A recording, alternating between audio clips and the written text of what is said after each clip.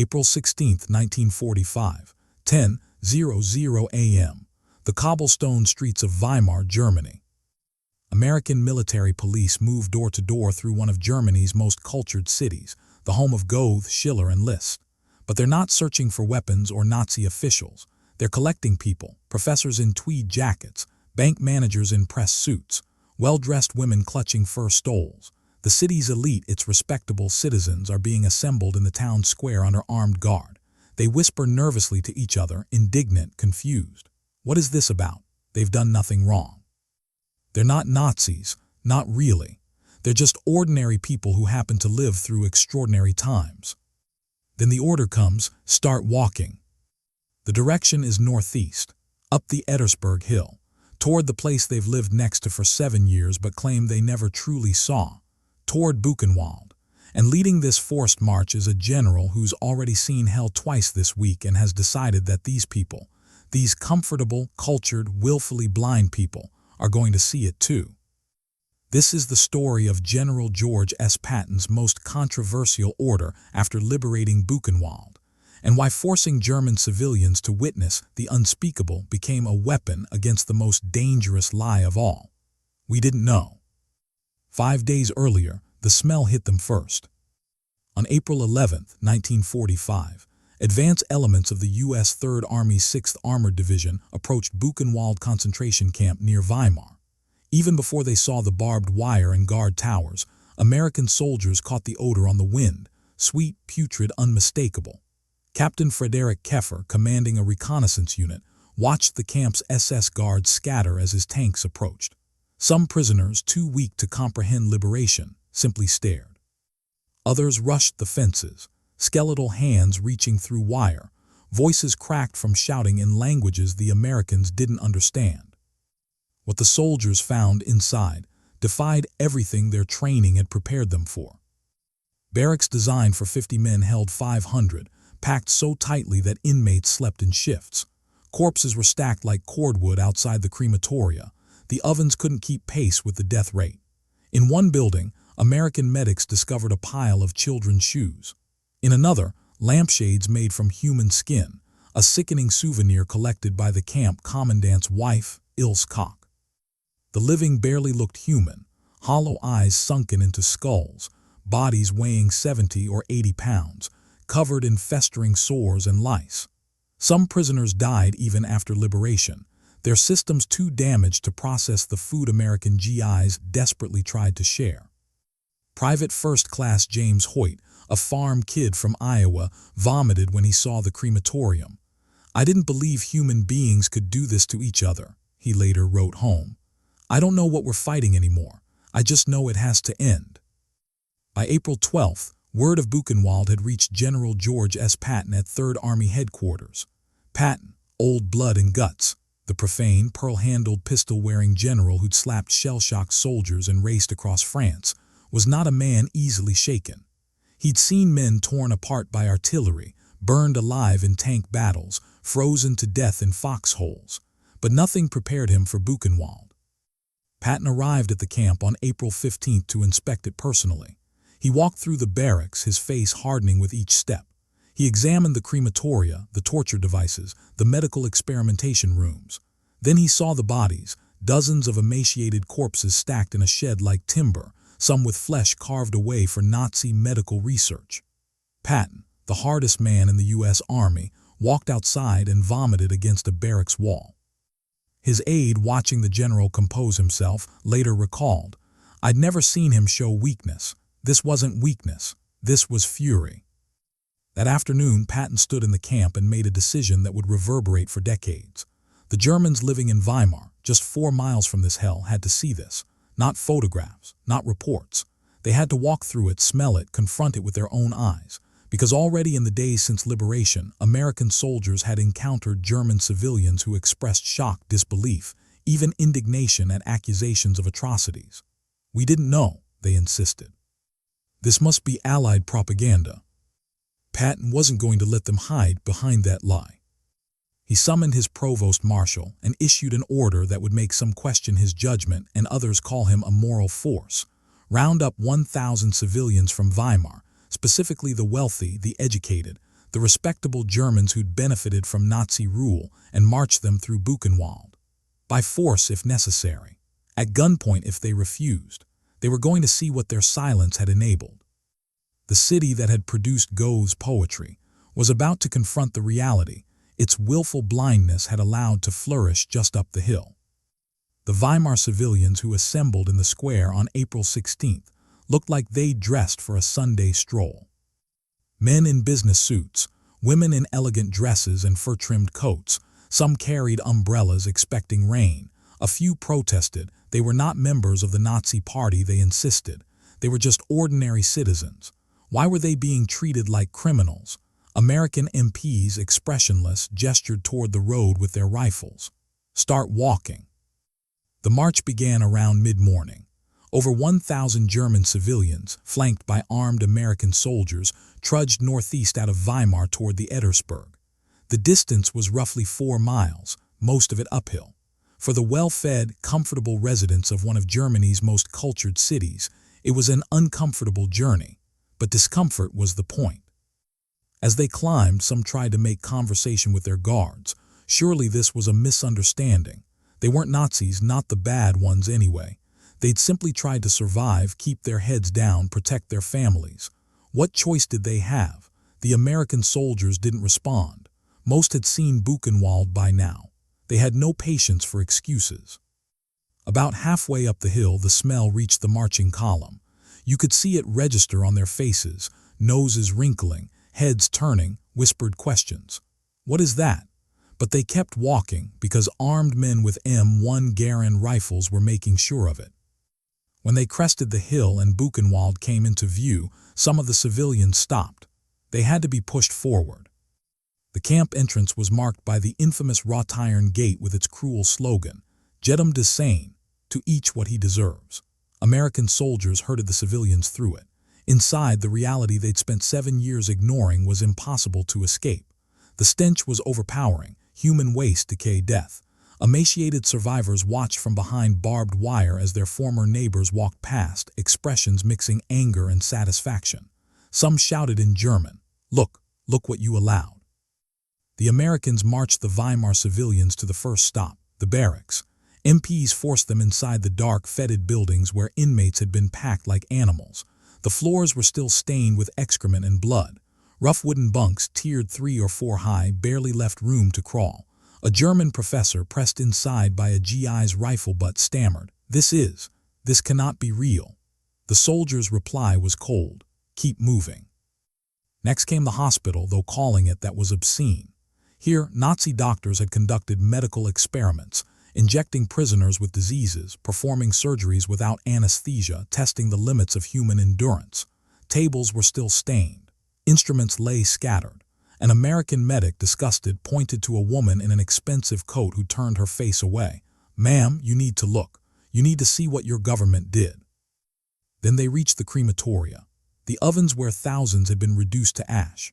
Bone fragments were still visible in the fireboxes, and outside, stacked in a shed, were the bodies, dozens of corpses so emaciated they barely looked human. Skin stretched over skeletons, faces frozen in expressions of agony or surrender. Some of the German women began to cry. One man collapsed, had to be helped up. Others stood in stunned silence, unable or unwilling to process what their eyes were showing them. An American chaplain, Captain Eli Bonin, watched the civilians' reactions and later wrote, "Some wept, some looked angry, but most just looked away, even here, even now. They wanted to unsee it, to go back to their comfortable homes and forget." But Patton had anticipated this. Before the march, he'd given orders. No one leaves until they've seen everything. MPs stationed at exits made sure the civilians completed the entire circuit: the barracks, the torture rooms, the medical wing, the crematoria, the corpse sheds. The tour took over 2 hours. By the end, several women had fainted. Men who'd entered indignant now shuffled out pale and silent. At the camp exit, American soldiers handed each civilian a mimeograph sheet. It contained photographs taken by Army Signal Corps photographers, images of the atrocities, the bodies, the survivors. At the bottom, a message in German: "These things happened here. You lived 4 miles away. You will carry this knowledge for the rest of your lives." As the Weimar civilians walked back down the Ettersberg, American soldiers watched them go.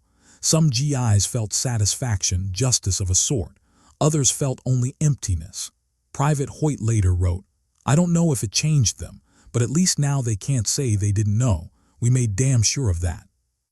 The question now was whether this forced witnessing would matter beyond Weimar, and whether the world would remember when the convenient amnesia of peacetime set in. When General Dwight D. Eisenhower learned what Patton had done at Buchenwald, his first reaction was to do it everywhere. Eisenhower had visited the camp himself on April 12th, just one day after liberation. Like Patton, the supreme commander of Allied forces in Europe was no stranger to combat's brutality. He'd ordered men into battles where thousands died. He'd seen field hospitals overflowing with mangled soldiers, but Buchenwald was different.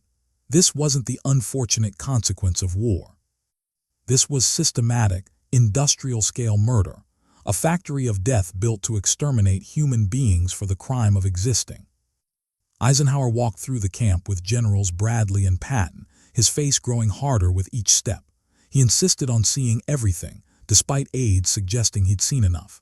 At one point, standing before a pile of corpses, Eisenhower turned to the camp's liberated inmates and said through a translator, "We are here as witnesses.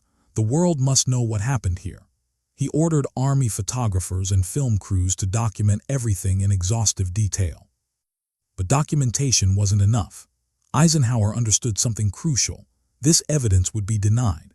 Future generations would question whether the Holocaust actually happened, whether the scale of Nazi atrocities had been exaggerated for propaganda purposes. He'd already heard whispers, some German civilians claiming the camps were Allied fabrications, that the bodies were German civilians killed by Allied bombing, that this was all psychological warfare. So when Patton ordered Weimar's elite to march through Buchenwald, Eisenhower didn't reprimand him. He amplified the policy. Ike issued orders to subordinate commanders across the 3rd and 7th Armies. German civilians living near liberated camps must be forced to tour them. Not just the prominent citizens, everyone. Mayors, teachers, shopkeepers, farmers. If you lived within walking distance of a concentration camp and claimed ignorance, you were going to be educated at gunpoint. Over the following weeks, similar forced marches occurred across newly liberated Germany. At Dachau, American soldiers from the 42nd and 45th Infantry Divisions rounded up residents from the town of Dachau, which shared the camp's name and sat literally next door, and marched them through the complex. Citizens who'd lived for 12 years beside the barbed wire, who'd smelled the crematoria smoke drifting over their neighborhoods, who'd seen emaciated prisoners on work details passing through their streets, were now confronted with undeniable proof. Many claimed they'd thought it was just a prison for criminals. The bodies told a different story. At Oedruff, a subcamp of Buchenwald that Eisenhower had visited personally, the entire population of the nearby town was assembled and marched through the camp. American soldiers made them look at torture devices, at bodies partially burned in open pits at makeshift gallows. One German woman, well-dressed and middle-aged, protested that she was just a hausfrau, a simple housewife who knew nothing of politics. A GI pointed at the bodies, then explained that. At Mauthausen in Austria, at Bergen-Belsen in northern Germany, at smaller camps and subcamps scattered across the collapsing Reich, the same scene repeated. Local Germans, many of whom had benefited economically from forced labor or turned a blind eye to disappearing neighbors, were confronted with the machinery of genocide their government had built in their backyards. But Eisenhower took it further. He understood that German civilians witnessing atrocities wasn't enough. The world needed to witness Germans witnessing atrocities. So he invited journalists, congressmen, and military observers to tour the camps. On April 18th, he sent a cable to General George Marshall, Army Chief of Staff in Washington. "The things I saw beggar description. The visual evidence and the verbal testimony of starvation, cruelty, and bestiality were so overpowering. I made the visit deliberately, in order to be in a position to give first-hand evidence of these things if ever, in the future, there develops a tendency to charge these allegations merely to propaganda." Congressional delegations arrived. Senators and representatives, many initially skeptical of atrocity reports they dismissed as wartime exaggeration, walked through Buchenwald and Dachau in stunned silence. Senator Alben Barkley of Kentucky, who toured Buchenwald, returned ashen-faced and told reporters, "I saw it, but I still don't believe it." Journalists from major American newspapers and magazines were given unprecedented access. Margaret Burkwhite, the renowned Life magazine photographer, captured haunting images of both the camps and the German civilians forced to confront them. Her photographs, German women covering their faces as American soldiers gestured toward corpses, well-dressed civilians standing before open graves, the juxtaposition of their comfortable clothes against the skeletal victims, would become some of the most powerful documentation of the camp's liberation. Eisenhower's logic was strategic and moral. He later explained, "I wanted to see the camps with my own eyes so that I could describe them in detail and testify to their horrors. I wanted members of Congress and journalists to see them so that evidence of Nazi crimes would be preserved for history. And I wanted the German people to see them so that they could never again claim ignorance." But even as American forces compelled witnessing across Germany, a troubling pattern emerged. Many German civilians shown the camps didn't respond with remorse or responsibility. They responded with deflection, rationalization, or claims of victimhood. "We suffered too," they'd say. "What about the Allied bombing of Dresden?" Some insisted they'd been deceived by Nazi propaganda, that they were victims of Hitler just like the Jews. Others claimed the prisoners must have been criminals who deserved punishment. The question haunting Eisenhower and Patton was whether forced witnessing could actually penetrate willful denial, or whether people committed to not knowing would find ways to unsee even what stood directly before them. The answer would shape how the world remembered the Holocaust, and whether never again meant anything at all. In the weeks following liberation, Buchenwald became a grim tourist destination, but not by choice. American authorities continued marching German civilians through the camp throughout late April and early May. Estimates suggest over 2,000 residents of Weimar were forced to tour Buchenwald, and thousands more from surrounding villages. For some, the experience produced genuine horror and shame. For others, it produced resentment, not toward the Nazis who'd built the camps, but toward the Americans forcing them to see. Liberated prisoners watched these forced tours with complex emotions. Some survivors took satisfaction in seeing their former neighbors finally confronted with truth. Others found the whole spectacle hollow. What good were tears now after 7 years of indifference? A Polish survivor named Tadeusz Sobolewicz later recalled, "They cried, yes, some even apologized, but I thought, where were these tears when we needed them? When they could have spoken up, protested, done anything. Their tears now felt cheap." Patton himself remained unapologetic about his decision to force the march. In his diary, he wrote, "I have never seen anything so calculated to break the morale of a nation. The German people claim they didn't know. That's a damned lie. They knew, or they should have known. And if they were too cowardly or complicit to do anything about it while it happened, they can at least be forced to look at what their silence bought." But the policy of forced witnessing wasn't without controversy, even among Allied leadership. Some officers worried it violated Geneva Conventions regarding treatment of civilians in occupied territory. Others questioned whether humiliation would breed resentment rather than genuine reflection, creating the psychological conditions for future conflict. A few suggested that forcing civilians to view atrocities might actually harden them against accepting responsibility, allowing them to frame themselves as victims of American cruelty rather than perpetrators of Nazi crimes. Eisenhower dismissed these concerns. He'd become convinced that the coming peace would be won or lost based on whether Nazi crimes were undeniably documented and acknowledged. Already, he'd begun hearing rumors, whispers among German prisoners of war that the camps had been exaggerated, that Jews were being used as a political tool, that Germany was being unfairly demonized. If these lies gained traction, Ike reasoned, the entire moral foundation of the Allied victory would erode. The camps had to be documented exhaustively, witnessed by credible observers, and seared into the historical record before revisionism could take root.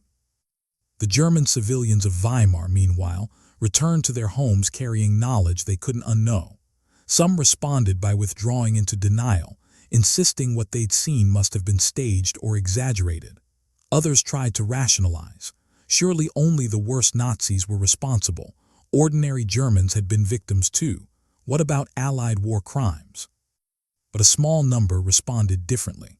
They felt shame, genuine, unbearable shame for what had been done in their name in their country just up the hill from their comfortable homes. A Weimar schoolteacher named Elizabeth Berkel later wrote in her diary, "I walked through hell today. I cannot unknow what I know now. I will carry those faces, those bodies, those ovens for the rest of my life. And I must, because my comfort, my willful blindness helped make it possible." American soldiers assigned to guard the tour and manage liberated camps struggled with their own emotional aftermath. Many developed what we now recognize as PTSD, nightmares, intrusive memories, survivors' guilt about returning home to normalcy while the images of Buchenwald burned in their minds. Captain Eli Bonin, the chaplain who'd observed the Weimar civilians' forced march, later told an interviewer, "I couldn't pray for weeks after. How do you reconcile a just God with what I saw? I still don't have an answer." The liberated prisoners faced the hardest aftermath of all. Many had lost entire families. Their homes had been destroyed or seized. They were physically shattered, psychologically traumatized, and faced uncertain futures in a world that had allowed their near extermination. Some died even after liberation, their bodies too damaged to recover. Others slowly regained physical health but never recovered emotionally. The Holocaust would mark them forever. Those who survived carried both the burden of memory and the responsibility of testimony. By June 1945, as Germany surrendered unconditionally and the focus shifted from combat to occupation, Buchenwald was emptied of prisoners and partially dismantled. But Eisenhower ensured that key structures, the crematoria, the gate, the barracks, were preserved as evidence for future war crimes trials. The Nuremberg trials, which would begin in November 1945, relied heavily on documentation from Buchenwald and other liberated camps. Film footage, photographs, and testimony from both survivors and forced witnesses formed the evidentiary backbone of prosecuting Nazi leadership. Patton characteristically remained focused on the next fight. By summer 1945, he was already warning about the Soviet threat and advocating for rearming Germany to counter it, positions that would eventually cost him his command. But he never wavered on Buchenwald. Years later, in private letters, he wrote that forcing Weimar's citizens to confront the camp was the most important order he'd given in the entire war. Not Bastogne, not the race across France, making Germans see. Because in the end, Patton understood what Eisenhower understood. The war against Nazi Germany could be won with tanks and planes. But the war against the lie, the comfortable fiction that ordinary Germans were innocent bystanders, could only be won with witnesses, documentation, and the forced confrontation between denial and undeniable truth. The question was whether the world would remember when remembering became inconvenient. The forced marches through Buchenwald and other camps became one of World War II's most morally complex legacies, praised by some as necessary justice, criticized by others as collective punishment, but ultimately serving as a cornerstone of Holocaust documentation. In the immediate post-war years, the images and testimony from the camps formed the foundation of Holocaust memory. The Nuremberg trials displayed photographs of the forced civilian tour, showing German citizens confronted with evidence of genocide. Prosecutors argued that the widespread knowledge, or willful ignorance, of German society made the Holocaust possible.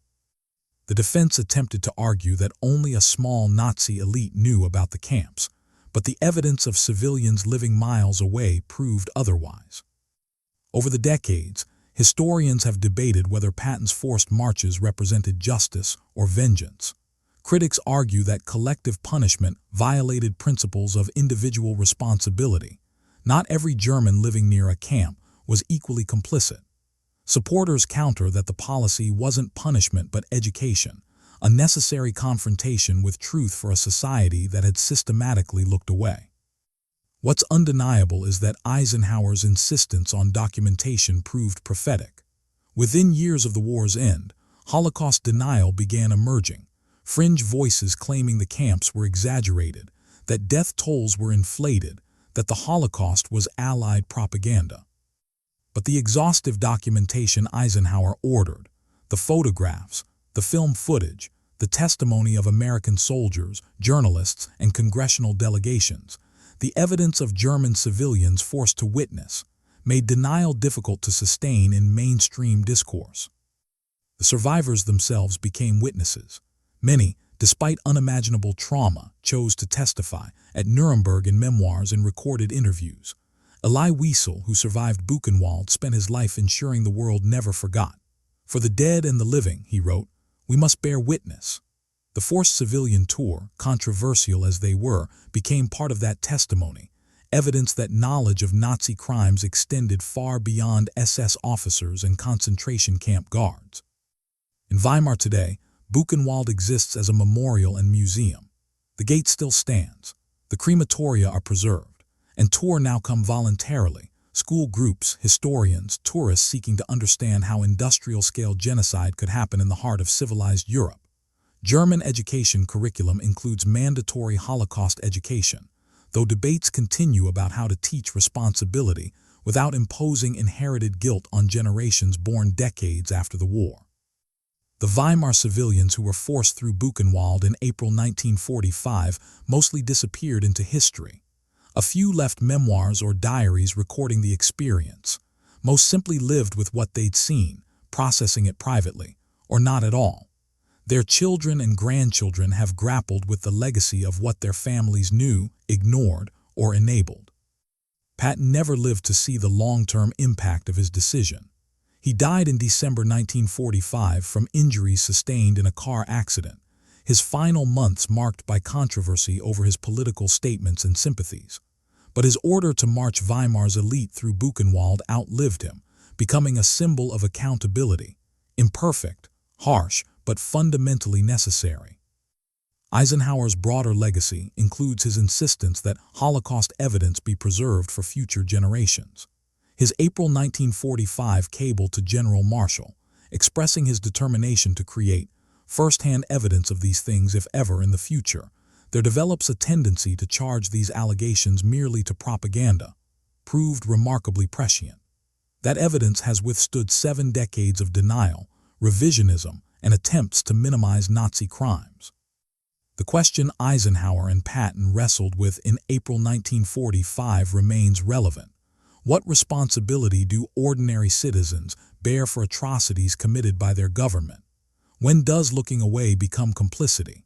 And can forced witnessing actually change hearts and minds, or does it simply document resistance to truth? There are no clean answers. The Weimar civilians marched through Buchenwald at gunpoint didn't become instant moral paragons. Many rationalized, deflected, or retreated into victimhood, but they couldn't claim ignorance anymore. That fiction died on the Ettersberg on April 16, 1945, when comfortable denial collided with undeniable truth.